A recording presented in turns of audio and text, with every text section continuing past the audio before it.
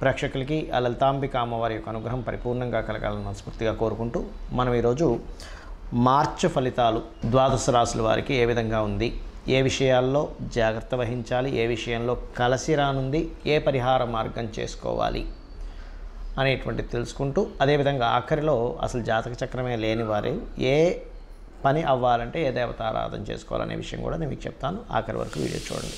మకర లగ్నము, మకర రాశి. మకరం వారి కనుక చూసుకున్నట్లే ఇంతకాలము కుజుడు మీకు రాశిలో ఉంటూ మరలా ఈ మార్చి మాసంలో 16వ తేదీ వరకు ఉంటాడు. ఈ 16వ తేదీ వరకు ఉండేటువంటి కుజుడు కొంతవరకు స్ట్రాంగ్, అంటే మీ శరీర సౌష్ఠాన్ని కానీ దీని అంతా పెంచుతూ ఉంటాడు. కాకపోతే ఈ మకర రాశిలో ఉండేటువంటి కుజుడు రెండవ స్థానంలో ఎప్పుడైతే శత్రుగ్రహమైనటువంటి శనితో వెళ్ళి కలుస్తూ ఉంటాడో, ఈ శనిగ్రహంతో వెళ్ళి కలవటము అనేటువంటిది ఏంటంటే కొంత ఈ కుటుంబ సంబంధించినటువంటి వ్యవహారాలు, ఈ కుటుంబ సంబంధించిన విషయాల్లో కొంతవరకు స్ట్రెస్ని చూపిస్తూ ఉన్నాడు.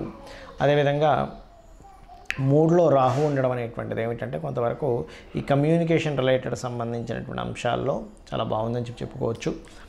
మరియు మరొక విషయం ఏంటంటే ఇక్కడ గమనించుకున్నట్లయితే ఇక్కడ ఈ గ్రహాల యొక్క స్థితి ఏదైతే ఉందో కొంతవరకు ధైర్యంగా అడుగు ముందుకు వేస్తుంటారు. కానీ కొంచెం ఈ ఫైనాన్షియల్ స్ట్రెస్ కానీ కుటుంబ సంబంధించిన విషయంలో ఈ స్ట్రెస్ కానీ తగ్గాలంటే కాస్త చండీ పారాయణం చేస్తూ ఉండండి, అన్ని విధాలా బాగుంటుంది. మరియు కొద్దిగా ఈ మాసంలో 16వ తేదీ తర్వాత ఏదైనా ప్రాపర్టీ తీసుకునే విషయంలోని, వాహనం తీసుకునే విషయంలోని కొంత జాగ్రత్త వహించండి. ఇక అదేవిధంగా చూసుకున్నట్లయితే మీకు ఈ యొక్క మాసము వివాహ నిర్ణయాలు తీసుకోవడానికి చాలా బాగుంది. కుటుంబ సభ్యుల్లో కొంతవరకు ఈ 6వ తేదీ తర్వాత కొంత ఫ్రెండ్స్ మూలంగా కుటుంబ సభ్యుల మధ్యన వచ్చేటువంటి చిన్న చిన్న డిస్టర్బెన్స్ కావచ్చు, లేకపోతే మీ యొక్క సంతానం కొన్ని విషయాల్లో మొండిగా ఉండడం వల్ల కొంత కుటుంబ సభ్యులతో చిన్న చిన్న డిస్టర్బెన్సెస్ రావడం కావచ్చు, ఇటువంటివి గోచరిస్తున్నాయి. ఎందుకంటే సర్వసాధారణంగా కూడా గోచారంలో పాపగ్రహాల యొక్క సంబంధం, పాపగ్రహాల యొక్క కలయిక ఎక్కువగా జరుగుతుంది. కాబట్టి ఈ యొక్క విషయాల్లో కొంత జాగ్రత్తగా ఉండాలి.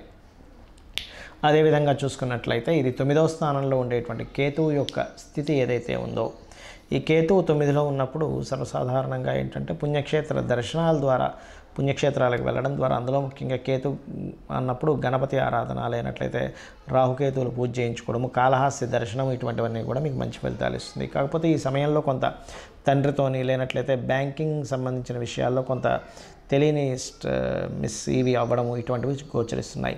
ఇక మరొక విషయం ఏంటంటే ఇక్కడ గమనించుకున్నట్లయితే ఈ యొక్క రాశి వారికి ప్రధానంగా ఈ ఉద్యోగ సంబంధించిన అవకాశాలు ఎలా ఉంటాయంటే ఉద్యోగంలో కాస్త వర్క్ ఎక్కువగా ఉంటుంది, ఉద్యోగ ప్రయత్నాలు కూడా సక్సెస్ అవుతాయి, అందులో ఎటువంటి సందేహం లేదు.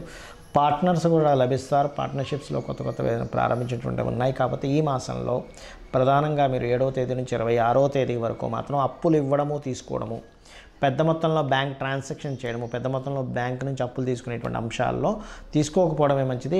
అత్యవసరమైతే తప్ప తీసుకోకండి. ఎందుకంటే ఇక్కడ 6వ అధిపతి 9వ అధిపతి, బ్యాంకుకి కారకుడైన 9వ అధిపతి, అప్పుకు కారకుడైన 6వ అధిపతి 3వ స్థానంలో, అంటే మీరు దానికి సంబంధించిన కండిషన్స్ ఏమి తెలుసుకోకుండా సంతకం పెట్టి అప్పు తీసుకోవడం వల్ల అది మీకు చాలా ఎక్కువ ఎఫెక్ట్ని ఇస్తుంది. కాబట్టి ఇంకా తప్పనిసరిగా తీసుకోవాల్సి వస్తే మాత్రం పెసలు దానంగా ఇవ్వడము, విష్ణు సహస్రనామాలు చదివి ఇవ్వడం లాంటివి చేయండి, తీసుకోవడం లాంటివి చేయండి. ఇక మీరు చేయవలసిన నిత్యము దేవతారాధన, లక్ష్మీనరసింహస్వామి యొక్క ఆరాధన చేయండి, వరాహ స్వామి యొక్క అష్టోత్తరాలు చేయండి, అన్ని విధాలా బాగుంటుంది. రాబోయేటువంటి అంటే దాదాపుగా ఫిబ్రవరి 6 నుంచి మనకి 125 రోజులు దాదాపుగా ఈ కుజ సంచారం ఉంది.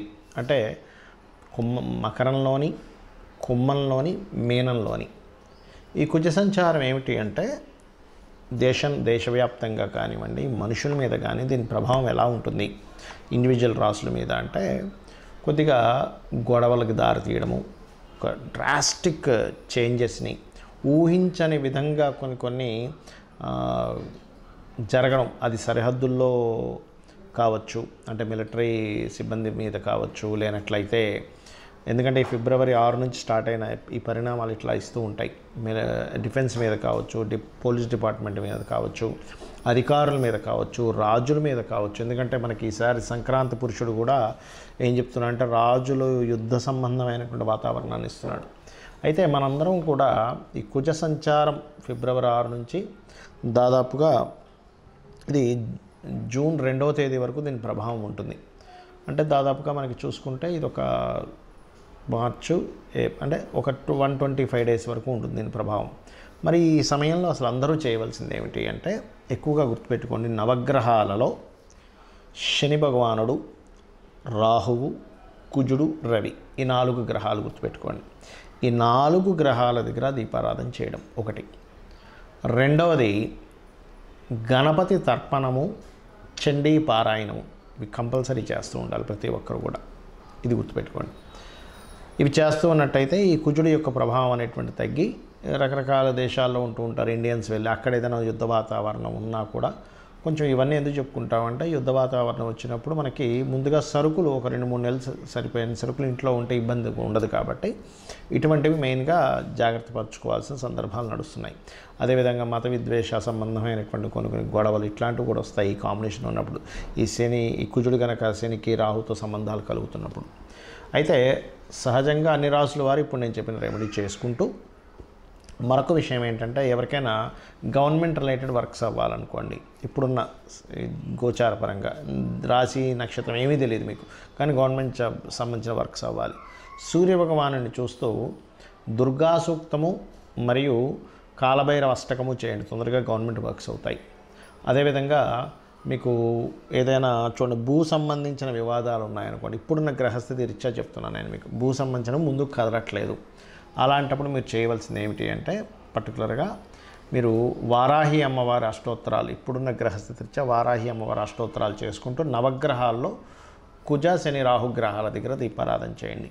అదేవిధంగా ఫైనాన్షియల్ మ్యాటర్స్ ముందుకు కదలట్లేదండి, నాకు రాశి నక్షత్రం ఏమీ తెలియదు, అప్పుడు ఏం చేయాలి, ఇప్పుడున్న ఈ మంత్ ఉన్నటువంటి గ్రహస్థితి రీత్యా మీరు చేయవలసింది ఏమిటి అంటే, పర్టికులర్గా మీరు శని రవి గ్రహాల దగ్గర దీపారాధన చేస్తూ ఓం సంపత్కరీ సమారూఢ సింధురవ్రజ సేవితాయ నమః అనే మంత్రం చేసుకోండి. లేదా నవవిద్రుమ బింబశ్రీ న్యక్కారి రదనచ్చద, దీనికి ముందు ఓము లాస్ట్లో నమః కలుపుకొని ఓం నవవిద్రుమ బింబశ్రీ న్యక్కారి రదనచ్చదాయ నమః అనేటువంటి నామస్మరణ చేసుకోండి. అలాగే పర్టికులర్గా యూనివర్సల్గా బుధుడు మీనరాశిలో మనకి ఫిబ్రవరి 15 నుంచి 26వ తేదీ వరకు, ఫిబ్రవరి 7 నుంచి మార్చి 7వ తేదీ నుంచి మార్చి 26వ తేదీ వరకు ఉంటాడు. అంటే దాదాపుగా 20 రోజుల పాటు అక్కడ దాని ప్రభావం ఉంటుంది మీనరాశిలో. కాబట్టి ఈ సమయంలో కొంత ఏదైనా అగ్రిమెంట్స్ చేసేటప్పుడు కానీ, కొత్త బిజినెస్ స్టార్ట్ చేసేటప్పుడు కానీ కొంత జాగ్రత్తగా ఉండాలి. ఎందుకంటే బుధుడు నీచ స్థానంలో ఉన్నప్పుడు సర్వసాధారణంగా ఏదైనా బిజినెస్ సంబంధించిన ఇవి పెట్టాలంటే కూడా, ఇంకా తప్పదు పెట్టాలంటే కూడా చాలా జాగ్రత్తగా పెట్టవలసి వస్తుంది. ఎందుకంటే బిజినెస్ కారకుడు నీచ స్థానంలో ఉన్నాడు. అందుకని కొత్త బిజినెస్ స్టార్ట్ చేయడానికి కానీ ఇటువంటి వాటికి కొంత జాగ్రత్త వహించాలి. అలాగే మరొకటి ఏంటంటే, ఇక్కడ టీచింగ్ రిలేటెడ్, ఆన్లైన్ రిలేటెడ్ సంబంధించిన టీచింగ్స్ ఇట్లాంటి వాటికైతే బాగుంది.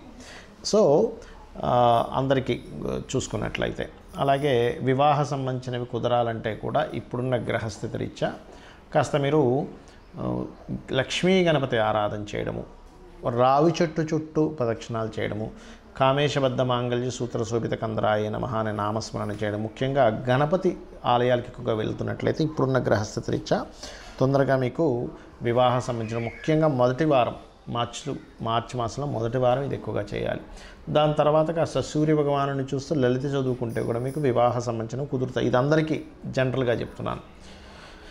ఇక మీరు ఇవి చేస్తూ వీలైనంత మట్టుకు, రాహువు మనకి మీనరాశిలో సంచరిస్తున్నాడు కాబట్టి ఇంకొక సంవత్సరం 4 నెలలు ఉంటాడు కాబట్టి అమావాస్యలు స్వయం పాకం ఇవ్వండి. దీనివల్ల మీకు ఉద్యోగ సంబంధించిన సమస్య కానీ, వివాహం కానీ, అనారోగ్యాలు కానీ, గొడవలు కానీ, మోసపోతున్నాం అనే ఫీలింగ్ ఉన్నా, వివాహ జీవితంలో బాగోపోయినా అన్నీ కూడా సెట్ అవుతాయి. శ్రీమాత్రే నమః.